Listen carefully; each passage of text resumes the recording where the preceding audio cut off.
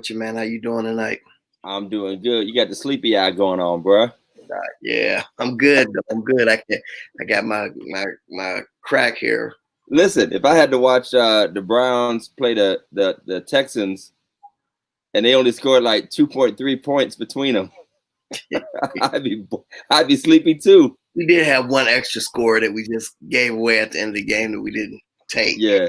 So it was good though, man. It's good to see him win. Good to see Chubb back in the game. Yeah, man. Dude's a beast. Got to give it to him. Dude is a beast. Absolutely. You know, Steelers came out and showed Joe Burrows what a real defense looks like. You know, I think he's going to be nice. Joe Burrows is going to be nice if the Bengals don't swallow him up in terribleness too soon, man. But welcome to Religiously Incorrect. What's happening? How's everybody doing? Jump on in. Come on in the room, children. You better be inside as windy as it is. Listen, let me tell you, man. Let me tell you why I went to sleep. Okay. I got out of church, man, and I had to go get some money out the ATM. Now, me, personally, if y'all see me, I got extremely short arms. So I hate trying to reach in the ATM and, push the little buttons there. I hate trying to do it. So I always get out and I, get my money or whatever. So I got out and I was still suited and booted from church. My hat flew off. Okay. My hat flew off. I ran around to get my hat. My door closed. And my car locked with the door. Come on, man. I'm on the phone with my wife, though, right? I'm on the phone with my wife. She's like, all right, I'm coming right. She has the extra key thing, the key fob. So wait a minute now. Right after I get to my money, I'm waiting for my wife. A strong wind blows and it starts pouring down raining. I mean, Sunday best. I mean, it's raining like cats and dogs. I'm sitting there. My hat is falling off my hat, my brim. That's hilarious. People are pulling up behind me. I'm like, y'all don't have to, ain't nobody invite me in their car. Nobody. No Christian love for the preacher. Yeah, I'm calling my wife like, where are you? But so I can't go to sleep after that, man. Yeah, I would go to sleep after that too. I would go to sleep after that too. Well, my day was slightly better. 2 services. I did not have to preach either of them because it was our church anniversary. Man, ain't that the best feeling in the world when you wake up and realize you don't have to preach? We love to preach. It's in us. It's in us. It's in us. It's who we are. But I was waking up in a panic, like Wednesday, Thursday, Friday. Like, did I finish my sermon for this week? Like, am I done? And I kept forgetting. There's nothing. But shout out to Pastor Dwight Dumas, our 8 a.m. speaker, our good buddy and friend, Pastor Dwight Dumas, and then our boy, Pastor James Bowie. They both came in and preached our 104th anniversary service. Like everything else, all pretty much virtual. Few people in the sanctuary, a couple people come out, all that social distance, real short. It's almost a good thing. Wife was like, hey, I kind of like this short version because you know how anniversary services be, Doc. They long. They keep you for some hours. You got to go down the whole timeline, list everybody. Everybody got to give you their gift. Oh, well, it was a church anniversary this time. Oh, yeah, so, you're right. But we still just find ways because you know what happens, Jeff? And this could be a show all on its own. When you include everybody, what you want to do, you want people to be included. Right. You have different brothers and sisters of the church who make presentations or memorials, or they have remarks to make. Why does it feel like everything just ends up dragging out? Like just walking up to the mic takes like 10 minutes. I mean, what? Because these are people who really very seldomly do. They don't tell. Yeah, so, yeah.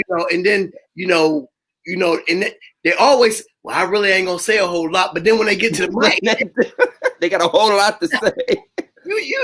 Giving honor to the pastor. They pull out this piece of paper. Right. They pull out a CVS receipt. And regardless of what it is, we still have those, especially in our Baptist church, who got to give honor to God. The pastor, ministers, deacons, missionaries, saints and friends. The ain'ts and the saints. The saints and the ain'ts. So, yeah, I mean, one thing COVID has taught us is what we can do without in church. Yeah, absolutely. What we can do without, we got through it. Power didn't go out, even though there was a whole doggone Wizard of Oz storm all over Ohio and Pennsylvania and everywhere else, but the power didn't go out. I got to give a shout out to my man, Pastor Kent Barnes Jr. He preached through a power outage. I was watching, and I went back and watched some more. Lights kept going on and off. Dude just preached the whole sermon through, man. Wow. If I was there, I would have got saved just off of that. If you got that much power when there is no power, you somebody's preaching. You say Kent Barnes Sr. or Jr.? Junior. Wow.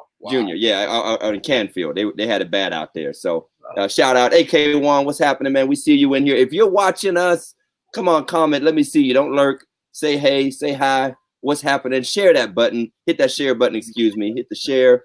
Don't forget to like our Facebook, Instagram, Twitter. Follow us on YouTube. I'm going to give you a quick preview. Pretty soon, you're going to see some exclusive YouTube content. Pretty soon, you're going to see some exclusive YouTube content. We're working some things out. Just want to give you a hint. We're just going to start hinting at it, and then we're going to throw some stuff at you pretty soon. But hey, Juan, my man. Hey, there he is. There he is. Pastor Jeff, this has been such a crazy season for everybody, especially the church. Wait. Before you know what? This is like a weekly thing for you. It is, because I don't want us to miss points before we wait. That's your new thing. Wait. I got to give you a big shout out for the concert to the Night of Hope, Jeffrey Golden, all the special guests. Man, it was a phenomenal concert. I got to watch it online. I was gonna come in person, but this week I work 11/11, so I want to spend as much time with my wife as possible at home without being out. So I stayed at home, but we got to watch it. We got to share it. I mean, he done a phenomenal job. I mean, I saw him on Sunday's Best, and I was very, pleased with what he done. But listen, he wrecked. Second Baptist. Listen, I'm gonna just say it like I know it. I'm gonna just say it. What's up, Pastor Tatum, Tim Smith, Marlon Reed, Brother Alex? Good to see you. I'm gonna say it like I want to say it. These young, hungry brothers and sisters, they going all the way in. They are. Yeah. They going all the way in. When they lean back like this, that. Yeah.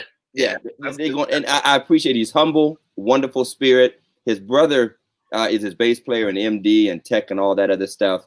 And dude is a lawyer. The brother is a lawyer. Wow. They both serve ministry down in Atlanta. We just wish blessings on them. They were so wonderful, so great to hang out with, man. Another one of those examples where you wish that it wasn't, so limiting, but the online audience, man, was just phenomenal. I'm sure we're pushing like 5,000 viewers so far. Wow. And the cause, which I don't want to miss, the cause of November is National Adoption Month, highlighting adoption and foster care. Shout out to the sponsors that help support, but our partners, Trumbull County Children's Services. So here in Northeast Ohio, Trumbull County Children's Services, as well as the Village Network, they were our presenting sponsors. And I encourage all of our local viewers to look into, adoption and foster care and how you can support that effort. You might not be the one doing it, but just keep pushing the message, and we need more of that. So thank you for the shout out. And honestly, thank you. And I'm going to be getting into contact, because when we move into this new house, we are definitely looking into it. So all right, man, that's awesome. Everybody needs to do. Everybody who can. Yeah. We're gonna have 6 bedrooms. It's only 3 of us. Right. Either that or start renting out Airbnb or something. Right. Who wants to come to the east side of Warren? Exactly. So my son don't got to be on the phone with your son from. Listen, these cats. I don't even know if those laptops are gonna work when they get back home, when they get back to the schools, the way they talk. But yo, let's get to it. We didn't got through Jeff's wait. We're gonna create a whole montage of Jeff's wait. And he gonna have his own theme song. All right. So this episode is entitled "Jesus Got Jokes." Jesus got jokes. Let's preface this with Jesus and religion is not funny. We're not making fun of the Lord. Yeah, we're not making fun of the Lord when we say that. So not at all. Jesus, watch this. Jesus is not a joke. At all. Not at all. But human beings experience the full range of emotions and experiences throughout our lives. That's what makes us human. There are comical moments at church. There are comical moments. So just like we have crying moments, just like we have joyful moments, just like we have solemn and sacred moments, just like we laugh like we do here or when we're hanging out. If you're a part of a family, you go to any group, you could be at a baseball game and see something funny. You can have a blooper on a basketball court. And we know, because we're church folk, it'll happen in church. We are going to share our Thanksgiving comical moments. You know, when you have a Thanksgiving gathering with family, it's something that happens. It's gonna be foolish. Some uncle shouldn't have showed up. somebody gonna park at the beginning of the driveway and let them out because they came and got their plate and want to leave. Right. So I want to talk about it because this is actually a distinctly social media era phenomenon. Right. Because before social media, if something happened goofy in my church, only the people who went to my church were going to see it and know it. Mm-hmm. It could be the choir totally flopping out on a song. One time, I fell down the stairs doing an altar call, like the little steps. You were there. You were there. Yeah, slipped down the steps. You know, we told you a joke about changing after baptism. Oh yeah. In the back room, and the little screen was showing all the Lord's business. You know, so you have stuff, and I want to categorize this because church memes and viral videos have become a major part of especially the Black social media experience. Now, there's a phenomenon they call like Black Twitter. It's like its own world of jokes that only we get, you know, that, you know, I heard a joke where somebody was like on a show and they mentioned like Tyler Perry or and it was like nobody would know that joke except Black people the way it was said, you know what I mean? Or TD Jakes or something. But not only do we have funny stuff that actually happens in church, let's call that the organic. It's just stuff that happens in life and we all get a laugh out of it. You know, it can be embarrassing. Mm-hmm. Then there's stuff that maybe is embarrassing or risky or inappropriate. And because it made it to social media, because somebody had their phone out, or because somebody saw the broadcast, which is happening a lot now with everybody being on, something that necessarily wasn't meant to be funny or not necessarily lighthearted. It could be just plain inappropriate. It could be somebody's vulnerable moment. It could be a terrible mistake somebody made, you know, pants falling down, people falling off of benches, you know, maybe somebody who has a problem, somebody who has a mental or emotional issue or is not cultured or well dignified or whatever, you know, and it becomes fodder for jokes. Then you have we as the church, usually church people, we're going to make fun of the church. Absolutely. The culture of the church, the mannerisms, the behaviors. This is how the preachers be. This is how the choir directors be. You know, this is how it do when it goes too long. You know, that's become its own thing. You could just, this whole page is devoted to nothing but people mimicking whatever happened in church this week. You know, on top of it, you know, then you have things that happen that are gimmicky and they don't work at all. They're gimmicks. Total fails. They're fails. You know, they're total failures. So we're gonna play a few. We're gonna play a few today to get us started. And I'm gonna start with the preacher because we're preachers. And like I said, I fail, but there's no video of me falling. I think I found that DVD and crushed it. Burned it.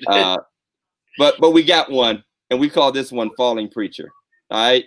This one's called Falling Preacher.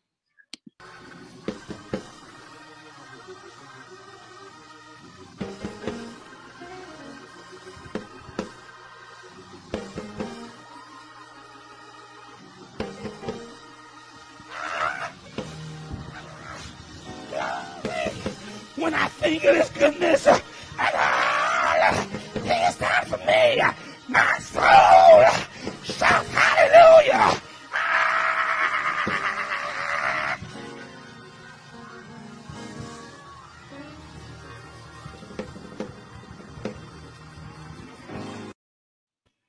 Now, first of all, I need to applaud his dedication to the hoop in spite of the fall.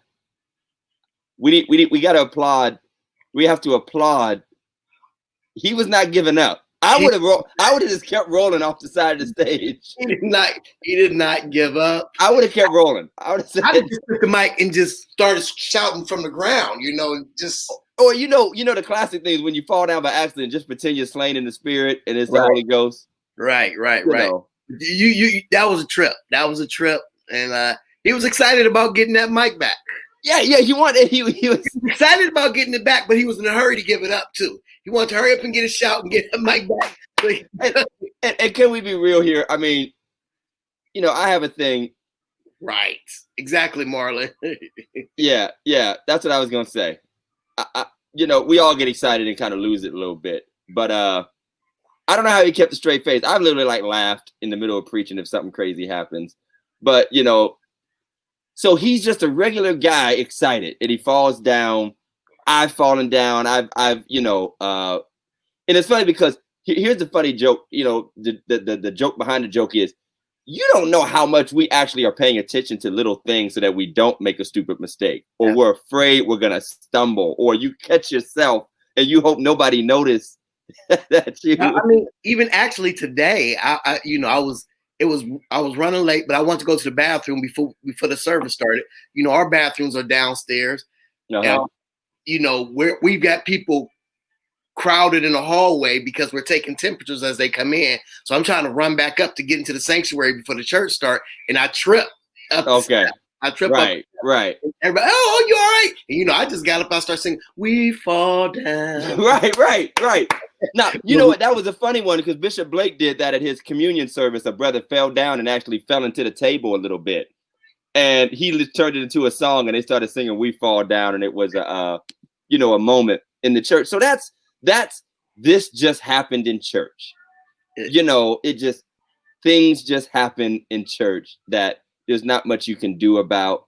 There's not much you can handle. I got one more of things that just happen in church. Another preacher.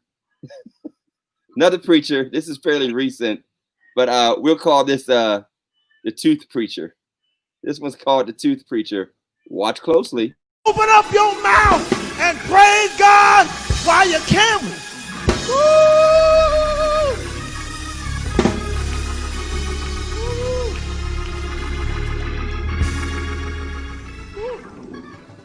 Amen. Now again, this is an unfortunate incident. Now, I watched a preacher take his teeth out on purpose. I watched a preacher take his teeth out and set them on the pulpit.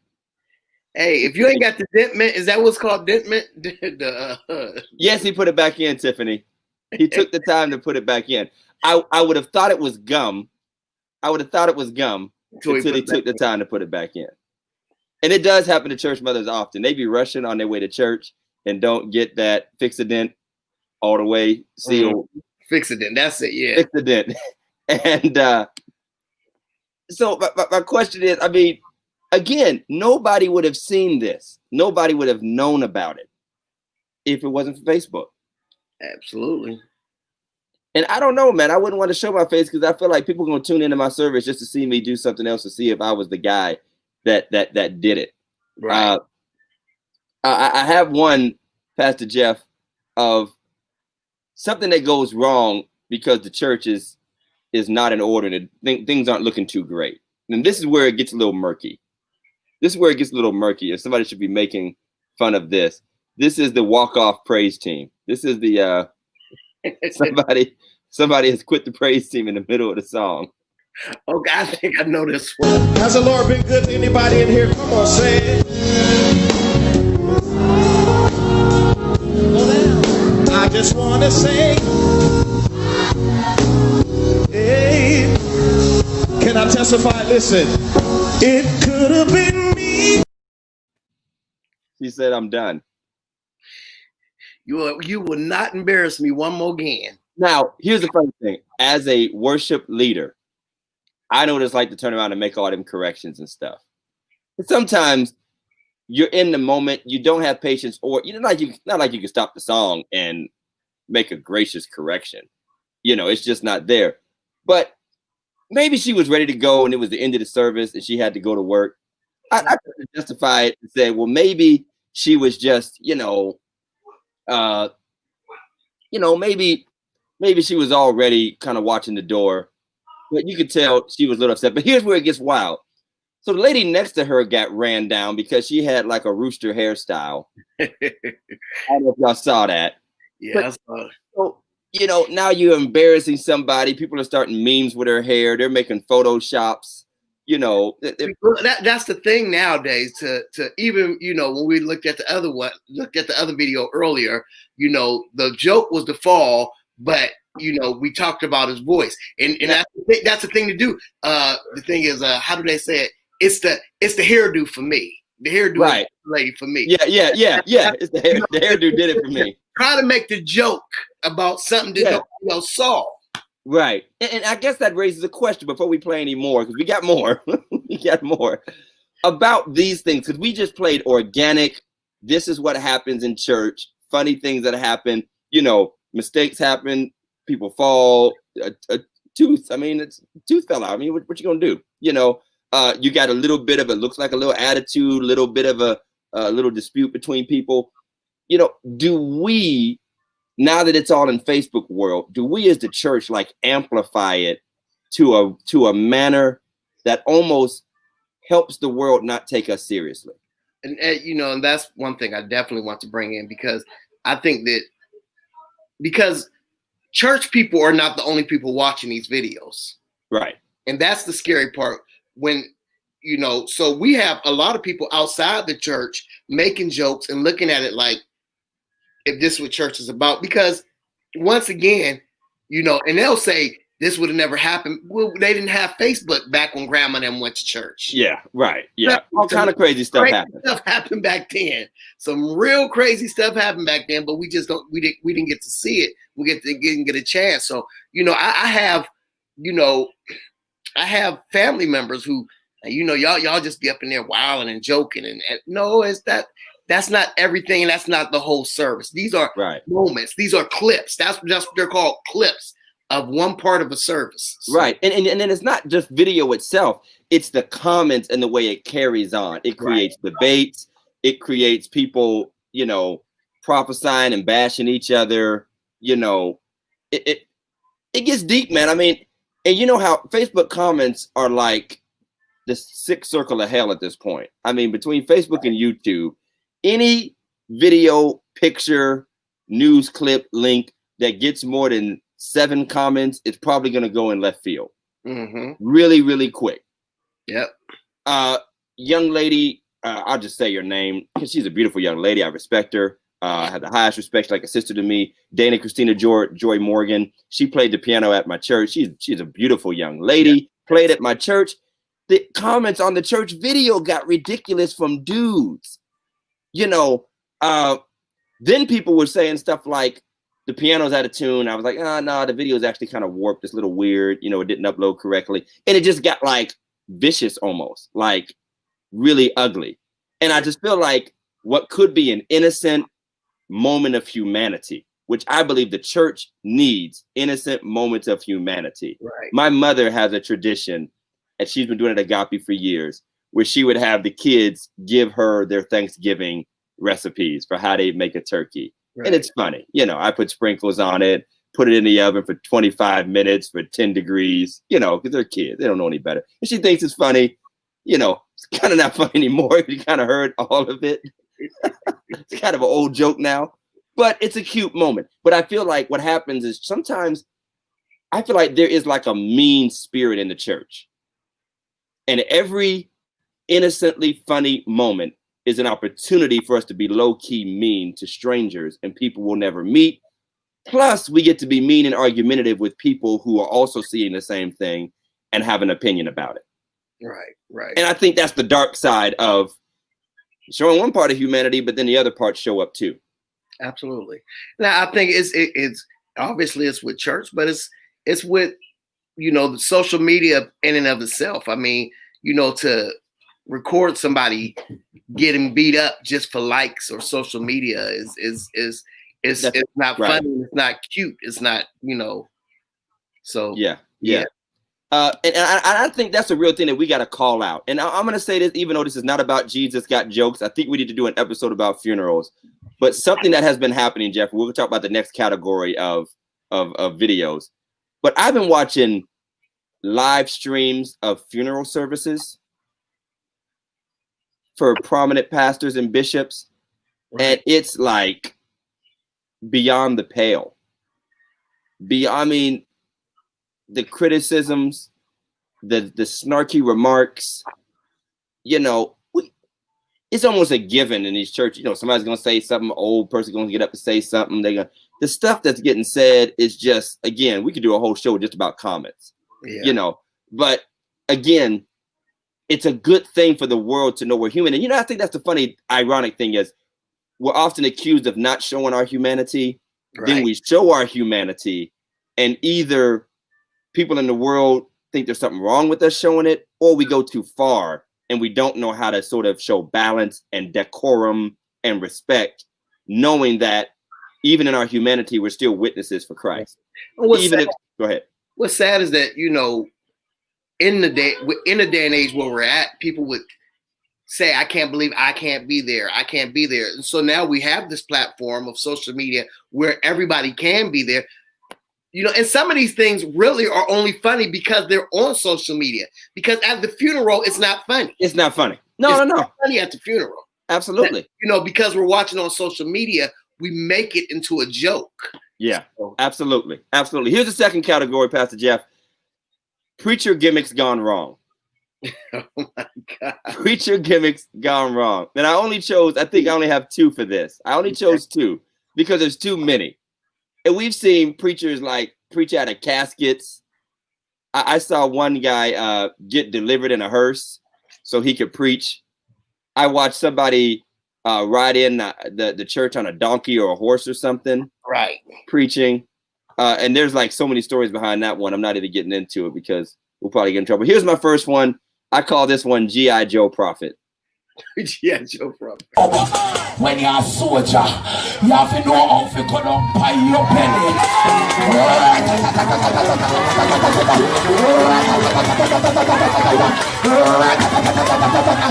No weapon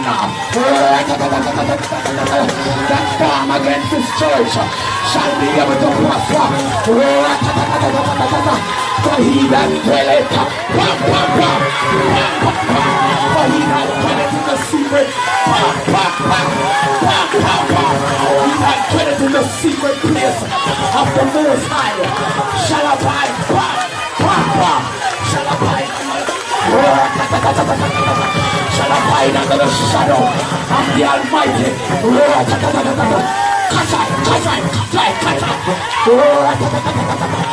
Boom, boom, boom, boom. For the weapons of the Christian warfare are not carnal. What in the Saving Private Ryan? What in the Cobra Commander? What in the G.I. Jane? Listen. Was she doing? Was she speaking in tongues or pretending that was a machine gun, or doing both at the same time? Maybe it was a little bit of both. But it was the role that did it for me. Okay, the bear crawl was one thing. The bear crawl, Pastor Tatum, you're getting ahead of us. Zip line is coming. Where does he get that outfit from? Well, Jeff, we've all done a little bit of a illustrative sermon. Absolutely. Right. Absolutely. Mm-hmm. The outfit would have been enough. Let's just make this clear. If the theme is spiritual warfare, absolutely, and me and you go out and get a flak jacket or something, people get the point. They got it. I wore my military stuff. You've seen the stuff we've done. We've done special sets, and I think that can be very effective. But I feel like there's a point where you have driven home the issue by I'm preaching about Jesus healing. I got my little stethoscope on and my white jacket. Now, if I start like pulling out body parts off the pulpit and blood is what am I trying to do now? She had her Dollar General machine gun. That wasn't even a Nerf gun. That was a Flurf gun. Like, listen, I ain't gonna kill nobody. None of the Nerf bullets fit that gun. You got to get the other ones. But wow. And thank you, Pastor Tatum. some of these videos, by the way, some of the wildest videos we are seeing, they're not even from America. Some of these body slamming videos you all been looking at, I'm not even playing that one. The body slamming ones, or we keep seeing these memes about the pastor told the women of the church to sleep, or do all these crazy things, touch my private parts, I'm laying hands on you. Most of this stuff is not even in America. And there is a real problem of extremism that has taken hold because of the brand of Christianity that is being mixed with certain forms of spirituality that are ungodly. And they're kind of throwing them together, and the more fantastical you are. And again, that does not mean that if you're in another country, your theology is not correct, whatever. And again, we get the point. We understand, we get it. Like it's not. And the sad thing is, Jeff, it's like the more ridiculous, the more people pretend it's spiritual and powerful. Yeah. And it's not. Yeah. You're right. You have, and I think that goes far beyond these videos. I think even to the point where, anything mystical gets attention. Yeah. And I think one of the biggest things I learned from you, from the time I spent at Agape, is that the best content is the text itself. And I think a lot of times we lose focus on that for gadgets and gadgets, and I just believe that you don't need gimmicks when you got God. So, and Mike called it emotionalism. I'll call it something else, and this is the spirit over our entire world. And the church, unfortunately, often tries to keep up. And it's not just emotionalism; it's exhibitionism. It's exhibitionism. The desire to display the most. It's right. Reality TV. You can't get on a show unless you're willing to act crazy. Mm-hmm. They don't want a mild-mannered person on The Price is Right. Right. They don't want a person who is emotionally stable on Big Brother. Right. And so exhibitionism has become the name of the church. And again, illustrating the word of God is actually a biblical concept. Okay? Turning yourself into a sort of a clownish display that actually... When who is it? Was it Jeremiah who walks out with the big clay vessel and just throws it down in the middle of the street? Mm-hmm. That's a powerful image that everybody, their attention is captured and they're convicted or enraged by the judgment they're hearing or seeing. Absolutely. He's not like, all right, cue the lights. You know what I mean? Cue the lights. Let me put this costume on and do this and do that. So here's one more, another gimmick failure. Thank you, Pastor Tatum. You already beat me to it. That's why we have the same hearts, because if you're a pastor, you already know where we're going with this, because we say this stuff all the time. Zipline preacher. Enjoy. Going to come when the sky is cracked and Jesus Christ comes again, and every eye will see him when he comes again. So here's our question for you this morning, brothers and sisters. The simple question is this right here. Are you ready? Are you ready for his return? Amen. All right. Amen. Are you ready for his return? Brothers and sisters, are you ready today for the return of the Lord Jesus Christ? Because he's on his way back. That is what James was dealing with there. And I appreciate Jerome this morning. I said, Jerome, I'm going to need you this morning. But I appreciate Dave. Why? Thank you, Mike. That's my question. Why? What? I mean, where in your mind did you think I'm going to come in on a zip line and it's going to make sense to the gospel? This is circus. These are circus tricks. Yeah, these are circus. Here's what I thought as a man. Is it worth having a rope up my butt crack just to make a point about the rapture? Because Jeff, you've been on the harnesses and yes. I'm a rock climber for people that don't not a real one, but I love rock walls. If I come across a rock wall at a fair, my wife would tell you. Now I'm probably gonna have to grow out of it soon, but I would love to scare. Then you put them joints on, Jeff. Yes. The front and the back. Absolutely. Okay. I zip lined on the last cruise, and it's the last time I will ever zip line. Is it worth it? Is it worth? It's not even worth the fun of it. To me, that's the same as, and let me just get real deep. Let's get deep. While we are always trying to bash women about how they look and dress and expose themselves and all this other stuff, you're hanging yourself over your congregation with your pants hiked up. And I'm like, for what? The rapture, the return of Jesus, whatever your theology is, however, the return of the king, the catching away of the saints, or our life with, it's wonderful to say that exists. But let me be honest. The Bible is vivid enough by itself.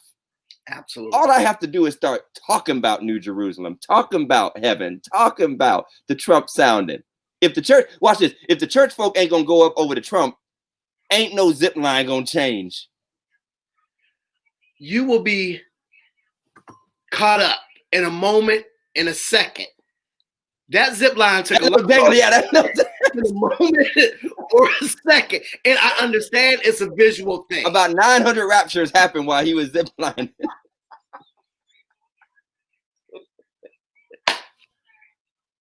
I'm sorry. It's just not, it's just, to me, I mean, and I know you think it's innovative. I know people think it's innovative, and I'm sure his congregation probably loved him for doing it. I'm quite sure, but to me, it was overkill, and I think a lot of it. And you have to think to yourself, is it worth, quite frankly, and you know what? And that goes back to exhibitionism, because you know what the mantra is that all attention is good attention. Right. But is it worth the mockery to make a point that people have been making for thousands of years? Yeah, I mean, and that took some doing there. That, that's something you just don't, like you said, I think the biggest thing you done, when we were at Agape, I think you set up the whole stage for the Family Matters series. Yeah. And I mean, we had to bring in a couch, you know what I mean? And that was, but I mean, to literally hang rope and get harnesses and, the safety precautions that had to be taken to bring that down, that's a lot to do. And if it goes wrong. Yeah, and if it goes wrong. Good God Almighty. Well, you already in the church that had a funeral, so. Right. They said, what if the line snapped? That I got to be serious. I mean, that's a problem. And again, there is a place for theological, illustrative, visual. People are visual learners. And unfortunately, the world, again, is pushing people, because we're telling people that if you don't show it to me, if you don't make some display out of it, there's nothing for me to gain from this. And honestly, I'm going to say this and leave this part alone. Gimmick preaching is a result of a dumbed down society. Absolutely. Absolutely. Because some of the best imagery are the well-researched and well-expressed and passionate and sincere expressions of a person who has been with God and has taken time to hone their craft. And I just want to be very clear here. And I see what T. Ray just said. Most churches try new stuff to bring into you. I ain't met a kid yet that said, man, that zipline pastor really got me serious about the Lord. I mean, there was a time, one of the things I done at the last church I was at, I had my brother-in-law wait outside at the edge of the parking lot. He sat there, and it was raining that day, sort of like it is today, raining really hard. And he waited out there as everybody came to the church. Halfway through the sermon, after everybody was already there who was going to come, he came in, went downstairs, changed, and set in service. I preached about, You did one of those. I preached about man at the gate. You tricked the members, man. You tricked the members. After the service was over, I everybody was all emotional about the sermon. I said, well, my brother, I brought him up. I said, he sat at the edge of the gate. Everybody walked in, and you all walked past him. Nobody spoke to him? Nobody spoke to him at all. You had the worst church ever done. I'm not there. No, I still love them all. God bless you. Yeah, I know what you mean. But I mean, and they did. I mean, they just, it was just sitting there, you sitting there. And I said, we take this sermon and we look at, the man at the gate and everybody walking past him and, right at church and just going in. obviously into when you started preaching, like nobody jumped up and walked outside. Like, let me see if that dude is still there. No, nobody. but it made a point, and I think it was relevant, right? On how it was illustrated. But and but I wasn't about to have him. If it started thundering, and you wasn't gonna just sit out there. We're gonna change the sermon. We just gonna put it where it was. right. Yeah. No, I feel you, man. Yeah. So again, I believe there's a place for it, but I think that there's a place where it gets so gimmicky and jokey that whatever message, again, what came out of your mouth would have been sufficient because you lost so much in what you tried to do. And the belief that the power of God resides in how crazy my presentation looks and appears to people. And again, if the word doesn't attract people, I know that we have to. And sometimes I cringe when I hear preachers say we have to do this. Mm-hmm. I cringe. I'd rather somebody say it's my style. I'd rather somebody say I'm an artistic person. I have a lot of visual things to myself. I don't like when I hear preachers say we have to do this to get them in. And I totally agree, because it is some people's style. It is some people's. Yeah, Shamika said, how many times have we seen Jesus fall from the cross on Easter? Those have been some good ones. Yeah, there's been several lost Jesuses. The wife said there have been several lost Jesuses who fell off the cross before they made it to the grave. All right, let's go to the next category. The next category, this is just a funny one. This is not even a category. This is just a funny one because church people are petty. This is I just call this one Diedrich. This one's just called Diedrich. It's only like 8 seconds long, so you got to get it. Diedrich.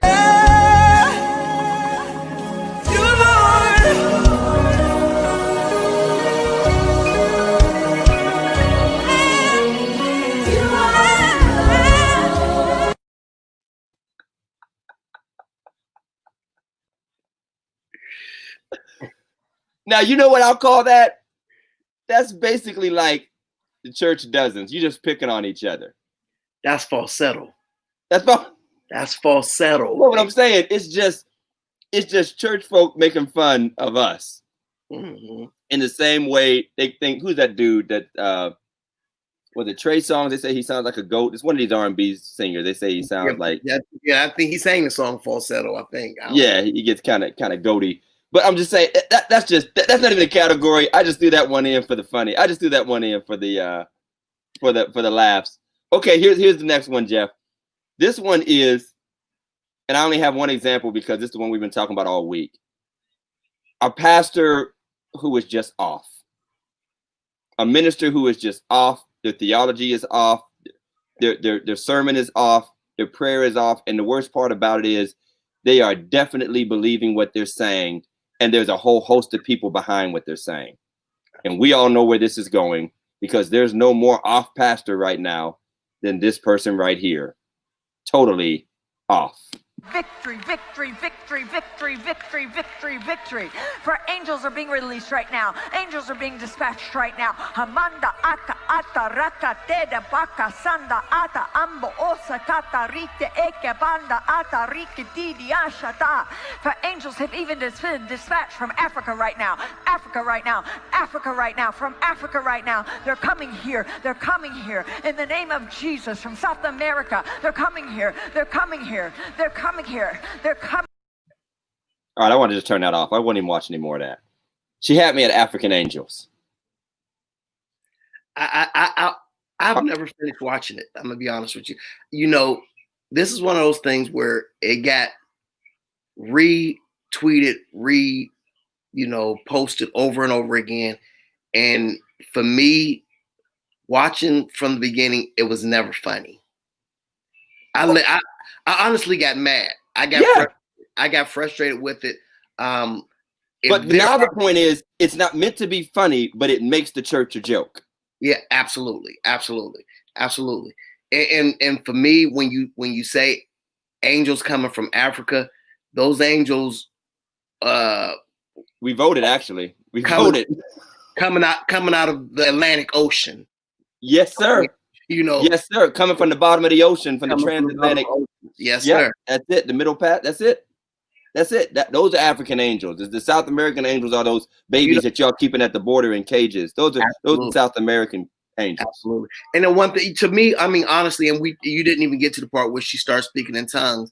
When she started speaking in tongues, it sounded like it almost sounded like to me like what was the lady's name? Missy Elliott in Sean Say yeah, so you know Is it worth it? Is it worth it? Yeah, I don't know what this said. So I definitely don't know what she said. Well, Marlon, they have to be African angels because they know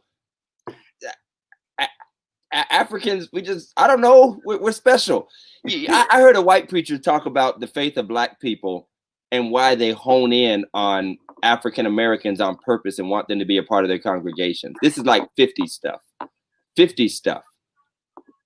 Tent revivals, like why he wanted to integrate his tent revivals, because the faith of African Americans was so pure. And you can almost start to feel the hints of simple-mindedness, like I like the ignorant version of faith, and totally discounting the great intelligence, intellect, and fortitude of the ethnic experience and expression of Christianity.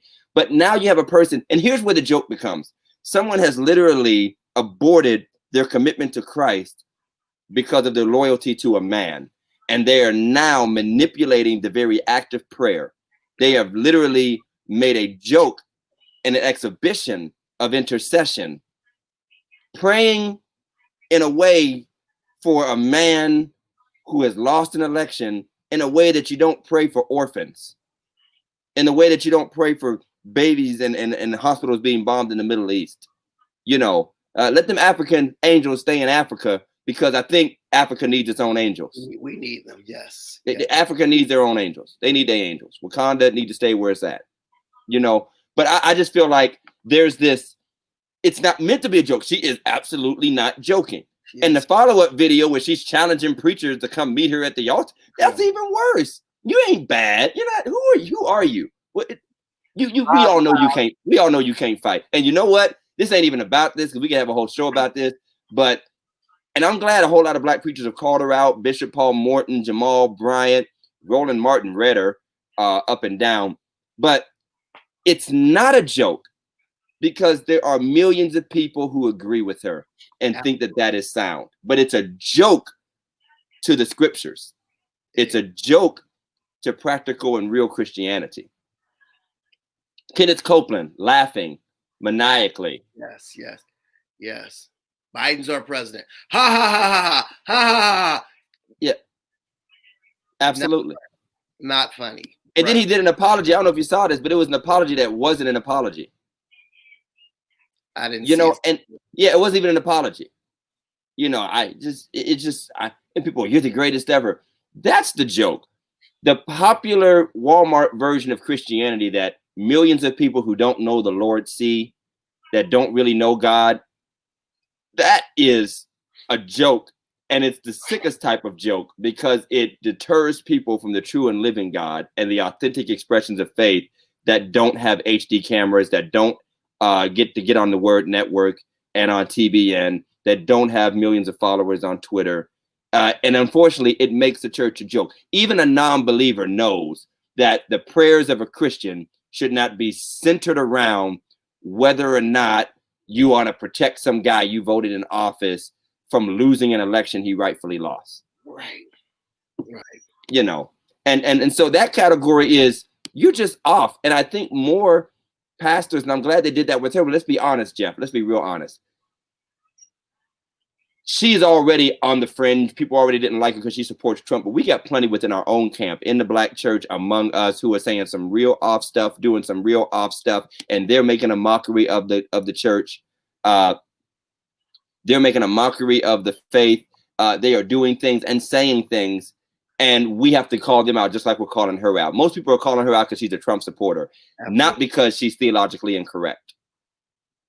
Now, that's the sad part. Most people are calling her out because she's a Trump supporter. We haven't, and we have not called a lot of these people out. A lot of we let it slide. We're so engulfed in grace because we've made some mistakes in our lives that a lot of things we let slide. Right. And we just shouldn't, because there's so much inaccuracy. You know, and we see it now more than ever because everybody's on Facebook. You know, most of these sermons have to be done on Facebook. You know, whether you know, people are saying things that are incorrect, people are doing things that are incorrect. And I mean, I don't think it's our job to, you know, be the video police. No, you know, it's not our job to do, and I don't even think oftentimes it, you know, making comments on their post, you know, trying to correct them. Oh, but you know, to some of these people that we have relationship with, you know, absolutely. We can make a phone call. Make a phone call and say something, but you can't ignore the fact that platform matters, and some people have a greater platform.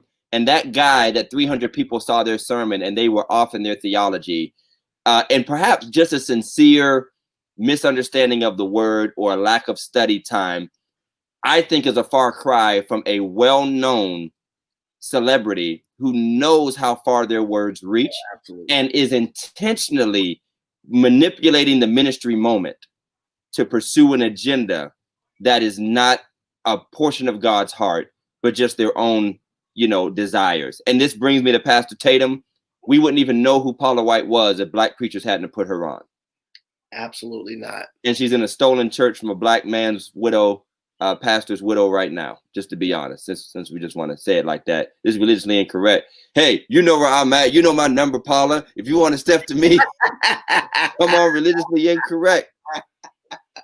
We could work this out right now. You got my number. You got them digits. That's funny. Okay, here's the last category, Pastor Jeff. We're going to call this category the churches be like category. Oh. The churches be like. Okay. Churches be like category. Here's the first one.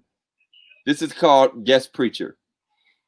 In the name of Jesus. In the name of Jesus. In the name of Jesus. We have a victory. In the name of Jesus. In the name of Jesus. Satan, you have to flee. Tell me, who can stand before us when we call on that great God? Jesus,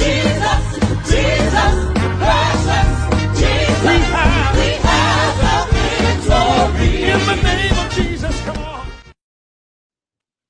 That's pretty much all of us. How you doing, Doc? Good to see you. Good to see you, brother. That's right. Bishop. Praise the Lord. You know what? It's accurate. The churches be like videos are accurate, and most of the time, we'll talk about it in a second. Most of the time, it's because they come from church people or kids or people who grew up in church, and we have mannerisms. And I was going to do one of Mark because I took a picture of Mark when he preached for us, Pastor Mark Jackson from the Light Church, and we're reading his bio, and I'm watching him like look out, you know, and you're trying not to act like you didn't write it yourself. Right. You're trying to act like you didn't write your own bio. And it's still, and you got to write it in third person. Yeah. Reverend Johnson matriculated through Youngstown State University. He has a heart of compassion for the children and a commitment to the He's community. a worldwide evangelist. Yeah, listen. You ain't been out of war. He's a prolific preacher, a prognosticator of the gospel. I'm like, you using the thesaurus to write your bio. But honestly, he's accurate. That is one of them things we see. I was gonna put the picture up like this is how preachers be like when bios are being read. It's accurate. Now here's a new age one.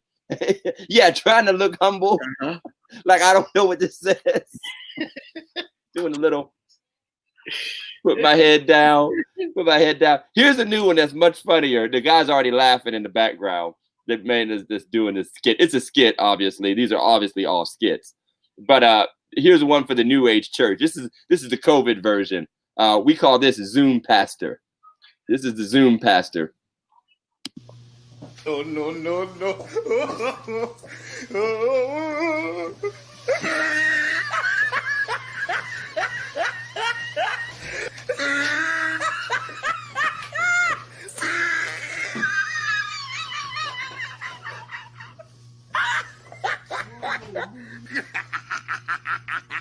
Oh! tried it.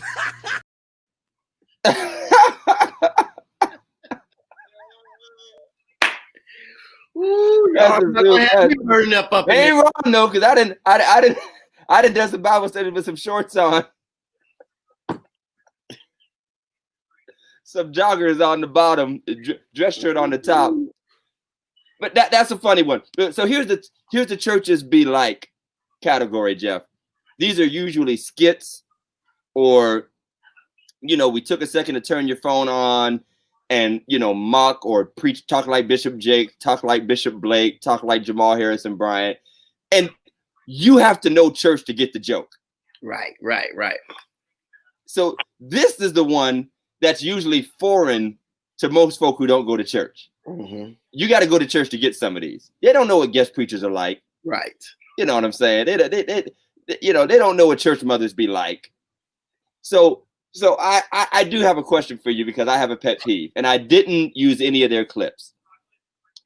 Pastor Jeff Stanford, how do you feel about male comedians, internet celebrities, who always dress up like females when they're doing their church skits? Always. I'm over it. I'm literally over it.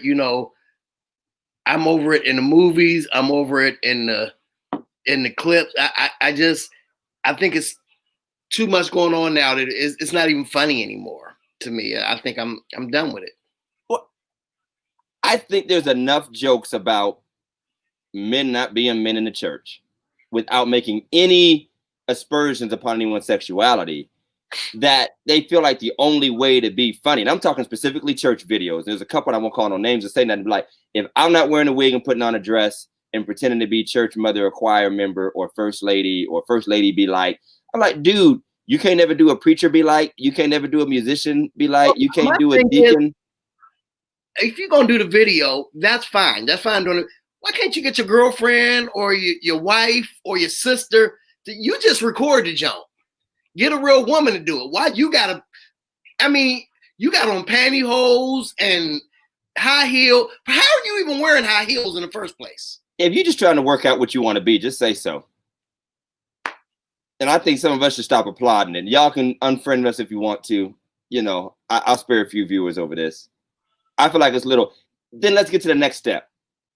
Some of them are just getting old, and they were funny the first time. The first time I saw Playmakers, which, by the way, that whole crew really did blow up in their own way, and a lot of them started doing some great things. The first time Playmakers made those different shouts in church, we hadn't seen it really before, like a real video. The run around, the huck a buck, the shimmy, the shake. Literally, we are like 10 years later, and people are still doing the same how to get happy in church joke. And Jeff, you know me, I'm a comedian's connoisseur. Nothing is worse to me than warmed over jokes that have been done over and over and over again. And there's so much funny stuff in the church, just everyday things that can happen. I feel like it's funny. It's supposed, and at this point, it's only funny to people who don't really even love church or care about religion. But honestly, what I'm seeing and what I'm learning, Pastor Todd, is that with every social media uprising, there comes another group. Right now, you have the whole TikTok crew. You have a whole. They're doing another one. People doing different ones, which are the same thing. They're just on a different platform. Right. So but it's still warmed over. It's still not new, fresh, nor exciting, nor funny. Might I add? Yeah, I think that's the danger of church at its purest is an organic, familial experience. And just like every subgroup, our little group of male friends, we got jokes between us. Right. We get it. All I got to do is send a picture, and honestly, if we just spend all our time talking about what we joke about together with the rest of the world, and it's not inappropriate. It's not like it's things that ministers or pastors shouldn't talk about or whatever. We're human beings, but it's not that we're afraid of it's just that there is just a certain, and the family of God, and I know this sounds all deep and serious, but the family of God gets lost performing for the world, feeling like we have to perform and display. most of these videos, including, by the way, and I didn't put any on here today, these church scenes in shows and movies, they're obviously written and displayed by people who don't even really go to church. Absolutely. Absolutely. You don't even look authentic in any way, shape, or form. I mean, you know, at all. I think Greenleaf is probably one of the biggest shows right now. And, you know, the preachers literally, and I understand it's a show, but you got them preaching for literally like 2.5 minutes. Right. I mean, you start off with a shout. I mean, and and I'm just going to say this one more thing about the dressing up. I don't think the whole, and I don't even know if they're trying to do it. I don't even know if that's their motive or their motive, what they're trying to do. But I don't think the whole homosexuality thing is funny. You know, and I agree. I agree. And even when you're not being judgmental, it's not funny. Right. The point is not to be judgmental. This isn't judgmental at all. I think the issue in and of itself is very serious in the church today, and I think it needs to be looked at and talked about seriously. And a part of us accepting people genuinely and wrestling with our preconceived notions and traditions and opinions against the purity of Scripture is not making a joke and fodder out of people. To me, let me go this far. To me, at this point, men constantly doing the cross-dressing and purposely, even if they're not that way, constantly acting feminine and always doing feminine. To me, it's like blackface for people who are in that, you know, struggle. Yes. It's like somebody really is working out issues, and all of your jokes, like you said, sometimes it's just better to make things clear so that when we do need to have a clear conversation, we can have that clear conversation about, you know, issues, sin, you know, acceptance, all of these different things. And I think, and thank you, Tatum, Pastor Tatum said, it's lazy. Yeah. It's lazy. It's not, even if you wanted to shine a light on church and show the human side, how many times you have to show the same side the same way? Right. If I want to see good shouting, or if I want to see what shouting be like, I'll watch a real church where they're shouting for real. Right. Exactly. I'll go to church and watch that. And I enjoyed, and by the way, let's just throw this in here, which we could do a whole nother show about. Videotaping people while they're shouting, or videotaping intimate moments of worship. I'll say that I want to hit that before the end of the service, because there are a lot of people who are. You said the service, end of the service. You're still in preacher mode.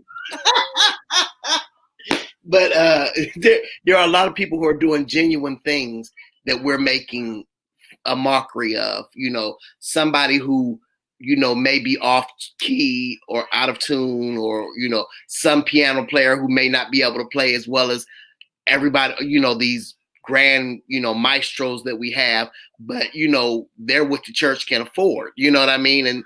And so we're putting them in, and we're laughing at it like, oh, you know, whatever they're saying, you know, it's just not, some of it funny.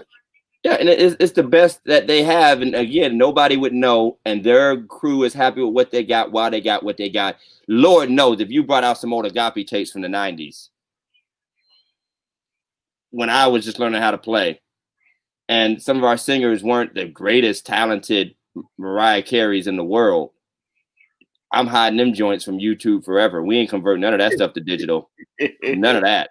I think one time we had, or Mike had asked us at the end of on a rapid fire question when we're coming up to about our first sermons. You know, I go back, you know, I may still got a lot of them on paper, and I'm like, what in the world? This was terrible. Shamika said it best. A lot of these videos are not for church people; they're more for the naysayers. Absolutely. Mm-hmm. Because the funny thing is, if something crazy or funny happens in church, me and you are going to talk about it. Me and my wife are going to joke about it. We might laugh about it. It's not leaving it and going anywhere else. Right. It's not going anywhere else. Right. I wouldn't want to embarrass my sisters or brothers with something that happened in the church. Man, we was way off that Sunday. We want to delete the clip and not show it. So life is about laughter, and, you know, it's a healthy part of our lives. I just think we need to be somewhat balanced about it. So before we go to rapid fire, we want people to if you have any rapid fire questions, and Marlon asked a question about politics and faith, and I think we should touch on that. We might not get to everything if you ask a question. I do have one more. This is called the filter prayer. Somebody did not turn their filters off when they were recording in church, and this was a result. Yeah. So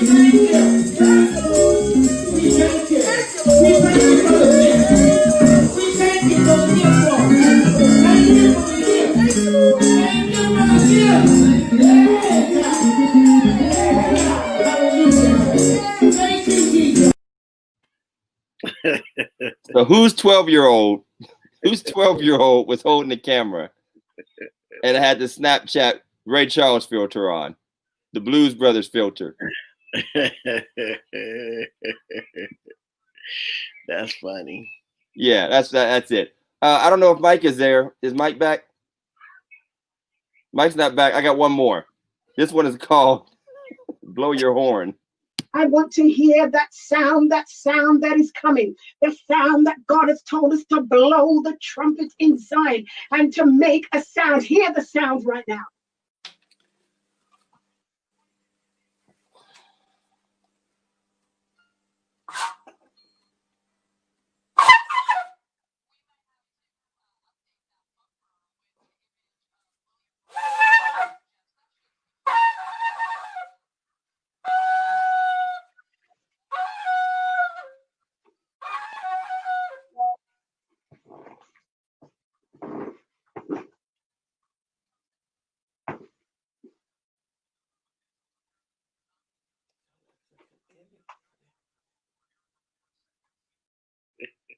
She's like, is that enough? Is that it?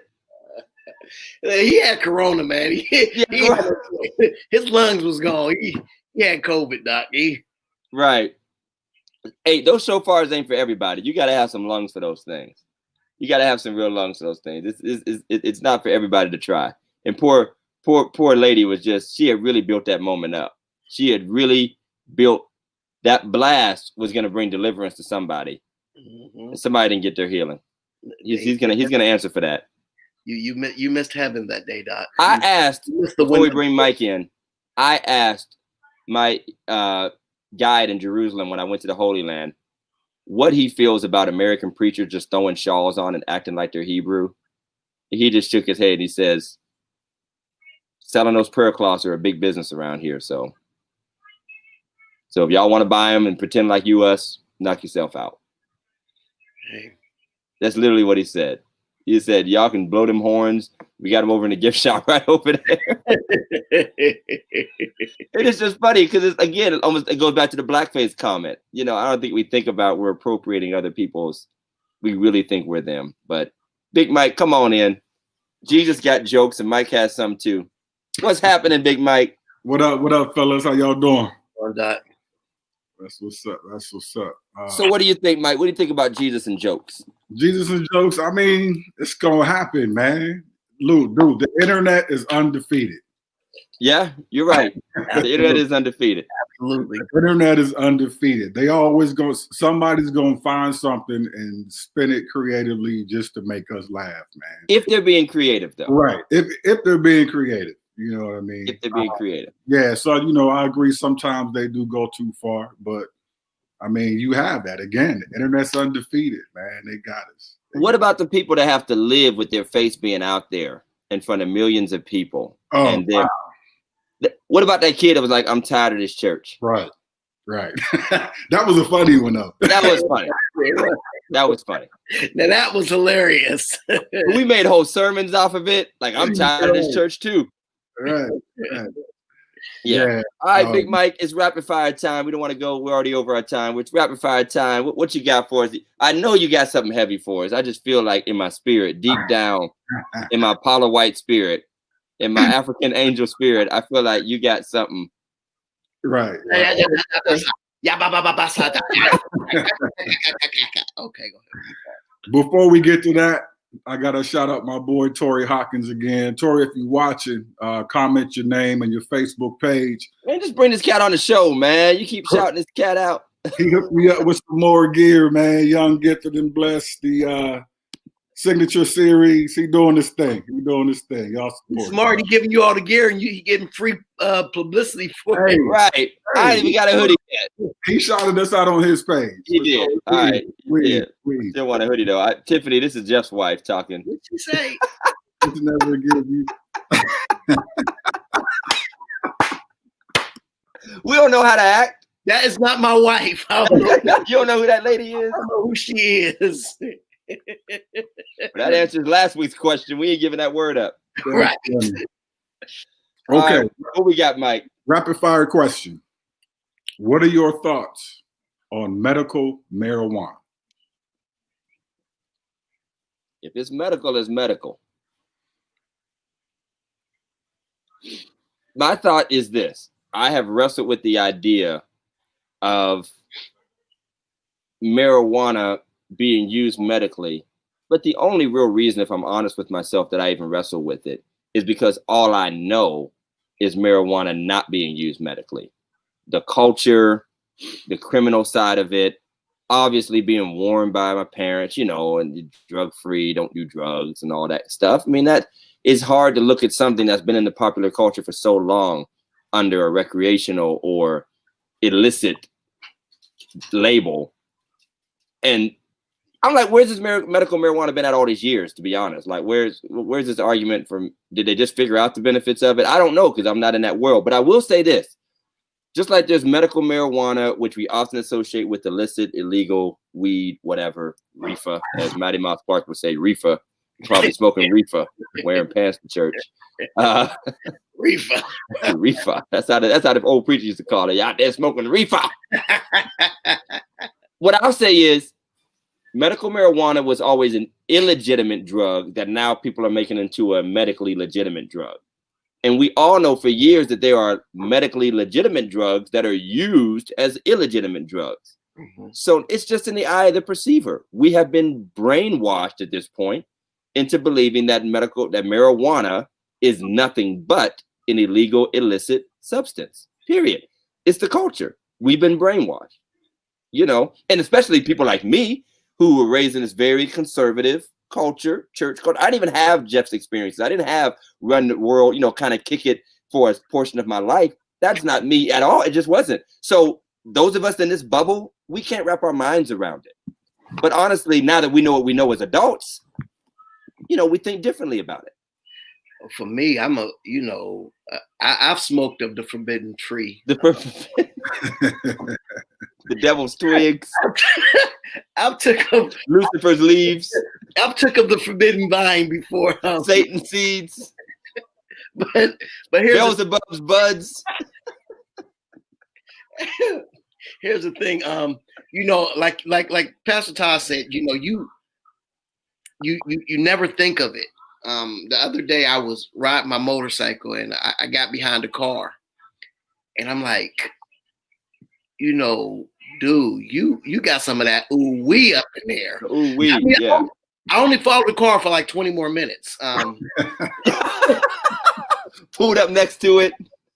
Asked it for directions. You were right. I went right. Turned your intake on. Turned your air. But no, I think now. Is that day you called me talking about the Care Bears or something? But and so before it was like, I can't believe they doing this out in public. But now it's like these people may literally have what we call legitimate, which probably most of it is. Because you can, as I know, because I work at a steel mill, you can get the right doctor to get you the right prescription for anything. Anything. Anything. You can get off work for as long as you. Some of the doctors gonna ask you, do you want to go back to work? Yeah. Then nope. All right. Well, you got 2 more weeks off. You know what I mean? So you can get the right prescription for anything. Is it? And most of it is. Most of these people. I rode past that place and it's literally lines. Man, it's like a double line, man. It's like Chick-fil-A. McDonald's. It's Chick-fil-A. I'm like, they're outside taking orders. They're taking orders. They got cones. They should have put the voting center over there. Right. People would have voted a long time ago. But it's obviously has legitimate medical benefits. There's no doubt about it. Will it get abused by people? Of course it will. Do all other medicines get abused in your cabinet? Of course they do. People take NyQuil and abuse that. People take, and so, yeah, I see what Pastor Harrison said. There's There's obviously supposed to be a certain process. We'll take the THC. There are all these benefits to the chemical. There's no doubt about it. Again, whether you have been on the illicit side or whether you've been on the super conservative anti-drug side, whatever it is, or you're the free thinker, you've always felt like drugs shouldn't be criminalized, or you should be free to take whatever frees your mind or calms your nerves or whatever. The fact of the matter is the popular culture has dominated our view of it, unlike any other medication, because it's been out there. Every other medication that comes out is something that, at least to 99% of people, nobody heard of or knew about until they release some new drug that's supposed to do something. You know, yes, we have hookah shops in Ohio, by the way. Now, yeah. But see, you have to understand, like, now they have it down to a science. You know what I mean? Who is they? Who is they? The people who grow it. And people, you know, so like back in the day, you know, when you went to buy some, you just got what you got. Mm-hmm. You know what I mean? Now they have the different strands. They have some to take you high. They have some to take you low. They have something to make you focus. You know, they treat people with depression, painkiller, chronic pain. Right. Yeah. Seizures, all of that. Seizures, absolutely. You know what I mean? So it's come a long way. So eyesight. It's more than just, you know. Well, I know that. That's what I'm saying. The medical side is valuable. What is it, Mike? I mean, do you go up there? I mean, do you ask for a dime bag? I mean, do you get a nick? No, I'm just playing. I'm kind of, because I don't know. I mean, how do you buy? What's the cost? It's actually a legit business now. They have it is. I mean, there's no doubt about it's legit. Right. They have a website. You go on, you pick out what you want, and then you go pick it up. And then, like, when you go to the doctor, there's, you know, they ask you what kind of problems you're having. So you have to be diagnosed with something to get the medical card anyway. Yeah. Well, I mean, in my feeling about medical marijuana is the same feeling about any medically necessary prescription or substance, as if it will help people with their health. It's none of my business. As Sister Sonia says, it's none of my business what someone takes for their health. I think we'll become more normalized to it. And there will be people who will always be drug heads. And I don't mean that in a derogatory way. There are people who will recreationally, who will take drugs for, you know, they use drugs for whatever reason. Some are addicted. They claim not to be addicted, whatever. And those people can be popping pills and there's nothing to smell, nothing to see, nothing to do. And those drugs are worse. Huh? Those drugs are worse. Oh, yeah, they're worse. They're absolutely worse. And so I got a prescription for my back of Oxycontin. I mean, I might have took about 3 of them, but then I heard, no, I'm serious. I'm 3? I mean, how are you allowed to? I'm talking about over the time. Oh, I thought you took 3 at a time. I'm like, how did you over the time? I'm like, how are you alive? They were sitting in my bathroom, just shit been up in the medical cabinet, but I saw one of my family members, so I was like, you can get such and such amount of money. No, yeah. I threw them all away, because now my struggle is with recreational. Number one, it should be decriminalized, but I still worry about the effects of people like any other substance, alcohol. He said African Angels. The African Angels kept Jeff alive when he took 3 Oxycontins. But what I'm saying is, I'm glad Paula White prayed for them African Angels because they saved your life, Jeff. What I'm saying, the recreational side is, it doesn't matter what the drug is. A drug is a drug, and used incorrectly or even correctly, it will have effects that you may not desire. You may not even discover. 30 years from now, we might discover side effects through study, because some of these studies don't really give you what you need to know for 10, 20, 30 years after people have lived and died and gotten old. You don't know. There are plenty of drugs on the market that people have been taking, like, this helped me with this helped me with this. Then they found out, oh, but it also kills my liver, or whatever it might be. But just to me, I'm just like, recreational marijuana and medical marijuana are kind of in 2 different things for me. I think alcohol, nicotine, all that stuff is out there. They have detrimental effects. They have certain other effects. I worry about anybody who would be abusing them, young people who don't know how to measure balance their lives. But medical marijuana is no different than any other extract or substance that we have derived or synthesized to help people deal with some condition. And if there are risks, if there are side effects, we live with them like we would anything else. We do it all the time. And yes, Jeanette, doctors they've always been the pushers. They've always been the pushers. They've always been billions of more dollars made in the pharmaceutical industry than these brothers will ever make in the street. Ever. And the fines they pay when they finally do catch them 20 years later are a joke. They're a joke. So I guess my thing is medical marijuana, in my view, it's a moot point for me. The medical word, as long as it's used correctly, like any other medication, if you're using it for prescribed use, it's a moot point. Now, if you get into the deeper issues of should some of those profits come back into the Black community? Should we destigmatize the use of medical marijuana so that the smell doesn't always elicit this negative reaction? Because, up until now, like Jeff said, somebody smell like weed, that's ghetto, that's ratchet, whatever. Perfectly. That's what I'm scared of is I mean, seriously. People will judge you. That's the only thing. People will judge you. Well, not even judge. Most of us who are out there in the streets and we smell it, we go back. And so what if it's somebody who's, trying to get away from it or trying to not be, not use it anymore. And now that smell can cause flashbacks.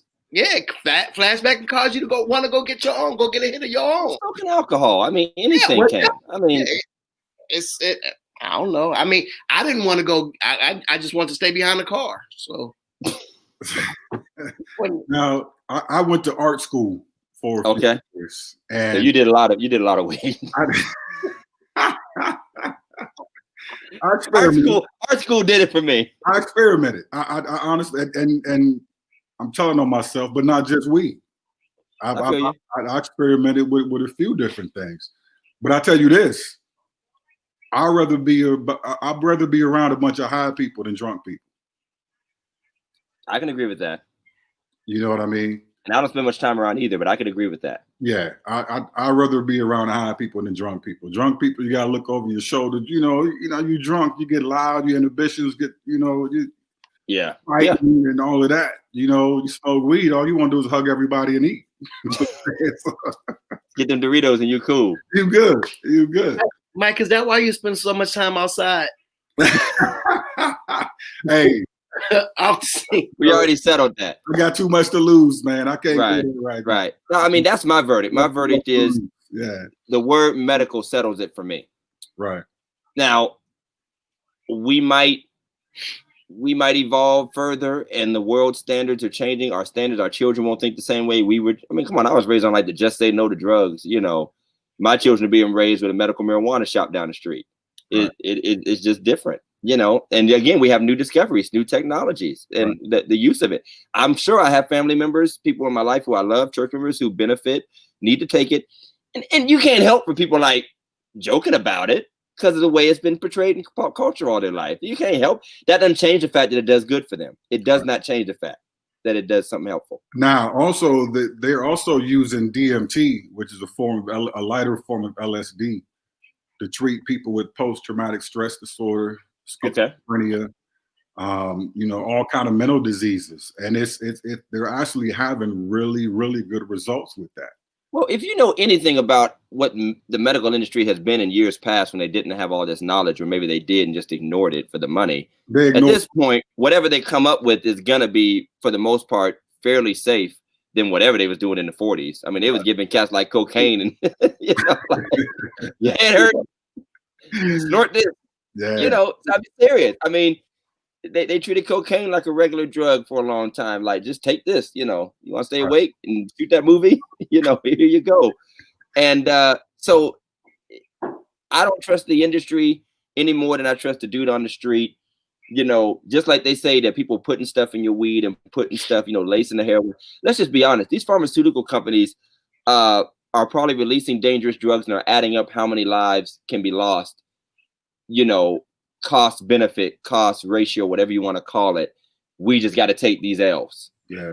I know we're almost out of time, but can I ask this question? I mean, real seriously. Mike, if the marijuana is medical and you do have a card, does that stop you from getting jobs? Does that stop you from getting hired? Does that if you're at work and you run your toll holder into something and they test you, are you now? Well, they just test you without that. I mean, when they do monthly tests, do you have a card to explain it? I don't know. It depends on the company and the state. I know my Zekelman Industries, for example, they go by the federal law. They don't care about the state law or what's going on. They're going by the federal law. So right now, federally, it's still illegal. So they're going by that. Okay. You know, and you know, like Colorado, you know, the places that made it legal. That's gonna become discrimination pretty soon. I'm sure some. And to answer with what they're working on now, the problem they're having is, like, you know, if you get pulled over and you've been drinking, you know, you blow into the little hole and it lets you know how much alcohol you've had. They go by your body weight and all of that. The problem they're having now is determining if you're too high to drive or too high to operate equipment.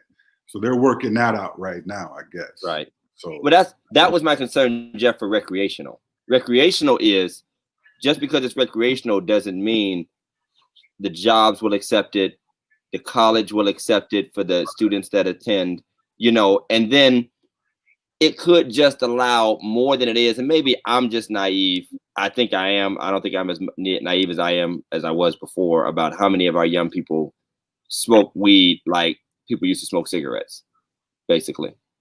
Oh, we I mean, it's very high. I mean, I think at one point they said they had hired like 30 people, Mike, and like one of them, you know, like 20 of them had failed their drug test. Yeah. I mean, you know, but they do hair tests at our job now. So, and if you take a hair test, it lasts in your hair follicles for like a year. So you could have quit 6 months ago, said, all right, I'm done. But because they take the hair test. Can you just tell them I used to use and I quit and I've been 6 months clean? You might be able to. I doubt if it worked, though. I'm just saying, just tell them in advance. Like if you find it, I've been 6 months clean. I mean, it's really sad because, you know, especially us, you're losing out on a job making, I mean, literally starting at $17.90 an hour because you smoked a blunt, whatever it is. Well, I think regardless of how long it takes, I have said to people, because I worked in job services like y'all know for years, you know, don't tell me you're not addicted if you can't quit long enough to take care of your family. Right. Absolutely. Because addiction is more than chemical. It's more than the mental, emotional, chemical imbalance. It's also the social side. And some people can't imagine themselves not doing that. They can't imagine their life, social pressures, everything that goes along with that. That actually plays a part in our decision making and what you value. Real quick before we go, I don't know if you guys knew or not, but Oregon decriminalized everything. I heard. What's that? They decriminalized everything. They call it crack. It's called crackagon now. They call it crackagon. Yeah. They decriminalized everything. Now, you know, if you get busted, you go to citation. You know, I mean, yeah, you'll go to jail if you got a couple pounds or you know. Yeah. But if you just have your own personal on you and you get caught, all you get is a fine. They decriminalized. So it's like not prison. Pretty much everything, man. Mushrooms, weed, cocaine, all of that. So Jeff just applied for a church in Oregon just now. Oregon Baptist Church. And that is Sodom and Gomorrah. Oregon Missionary Baptist Church. You know what though? I think somebody needed to experiment to see what the effects might be. I mean, we don't know. Well, I'm glad they're across the country because I don't want that experimentation here right now. I don't want to see. It's bad enough with it being criminal. I mean, but I think the point is criminalizing it has not necessarily helped anybody who struggles with it, nor has it really deterred the people who are profiting off of it. Well, we were real bad here in Warren a couple years ago, and I'm thinking it seemed like it's at least calmed down. For maybe it's because of COVID, but it's really not. It's actually ticking back up. Nobody's just talking about it. Wow. Because of COVID, nobody's talking about it. Yeah. It's actually just as bad as it was in like 2017 again. Wow. Nobody's talking about it. So that was a great rapid fire, you know, the slowest rapid fire ever, but that was a great rapid fire, Mike. Well, We have to nobody call was this something else. We have to call this something else. We call it like hot topics or something because these ain't rapid. nobody else was asking questions, so we just kind of rolled. What I was going to ask, I'll save it for next time. Can I just say it now? Say it. Is sex work real work?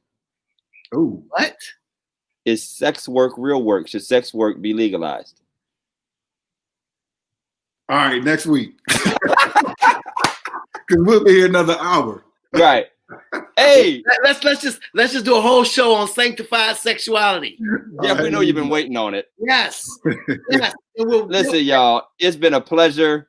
This has been a great one talking about Jesus Got Jokes.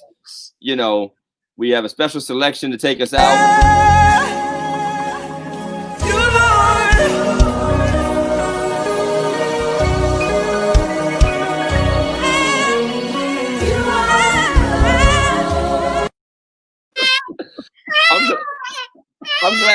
I'm glad I already booked Diedrich at our church years ago because he wouldn't come back. He wouldn't come back. He'll see this episode and tell me no. Thank y'all for joining us for Religiously Incorrect. Mike, thanks for making us talk seriously about weed tonight. We appreciate it. I just wanted your opinion on it, man. I just wanted your Nah, that's what it's all about. We're going to come back to it. We missed Marlon's question. We'll come back to it later once we finally get Trump to admit that Biden's number is bigger than his number after we watch some Sesame Street episodes. Maybe we'll send the count to the White House to describe to him how numbers work. 7, 8, 9. Yeah. He has to describe how numbers work, and then maybe he'll get it. But hey, thanks everybody for joining us. Like, share, follow us on Instagram, Facebook. Look out for our exclusive YouTube content coming in the new year. We're going to be having some special stuff coming out. But hey, keep doing it. Go to religiouslyincorrectpodcast.com. Get some gear, get a hoodie, get a hat, you know, buy some socks for your loved ones for Christmas. Just make it a religiously incorrect Christmas since you can't have no family anyway. Right. So that's it, Mike. Peace out. Peace. Peace.